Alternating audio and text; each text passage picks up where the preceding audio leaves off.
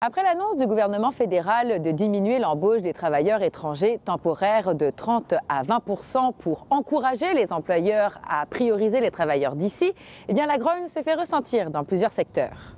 Mauvaise nouvelle en ce moment, en pleine saison de recrutement pour la saison estivale. Les restaurateurs ont besoin d'avoir accès à cette main-d'œuvre-là parce qu'ils n'arrivent pas à trouver toute la main-d'œuvre ici au Québec. On a peur que ça nuise aux heures d'ouverture de certains établissements qui avaient déjà beaucoup réduit depuis la pandémie parce qu'il y a beaucoup de travailleurs qui ont quitté l'industrie quand même pour se rediriger pendant la pandémie, période de réflexion. Donc, les restaurateurs n'ont pas eu le choix de réduire le nombre d'heures d'ouverture, ce qui veut souvent dire aussi réduction du revenu. Et comment vous accueillez cette nouvelle à l'UPA? On sait que les travailleurs étrangers temporaires sont très importants pour le secteur agricole au Québec. On est inquiet. C'est quand même 22 000 travailleurs étrangers temporaires à chaque année qui viennent sur les fermes du Québec. On considère que c'est vraiment avantageux à la fois pour les employeurs du secteur agricole québécois, canadien, et avantageux pour les travailleurs et leurs familles à l'étranger. Mais pour le syndicat des métallos, il s'agit d'une bonne chose de réduire le nombre de travailleurs étrangers temporaires dans les entreprises québécoises.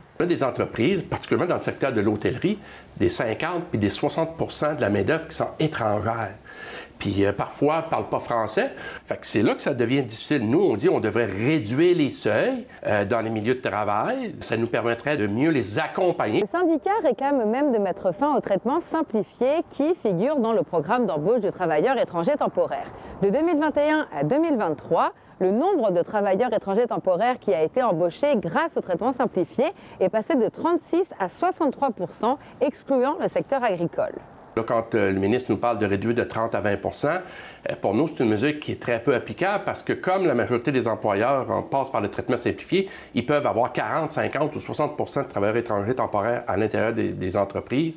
Quand on passe par le traitement simplifié, qui est un projet pilote du gouvernement du Québec en collaboration avec le gouvernement fédéral, ils sont dispensés de ces obligations-là. Donc, c'est une voie rapide, plus facile, évidemment. Et nous, là, dans nos unités syndicales, là, on a la majorité de nos travailleurs sont là à l'année. Ça fait qu'il y a des problèmes de main-d'œuvre permanents et on sert de travailleurs temporaires qui viennent 2, 3 ans, dépendant des contrats avec les employeurs. Nous, ce qu'on dit, c'est qu'il serait bien mieux de venir enrichir nos communautés. Alors que le débat sur les seuils d'immigration fait rage au Québec, certains estiment qu'il faudrait davantage miser sur l'immigration permanente plutôt que l'immigration temporaire.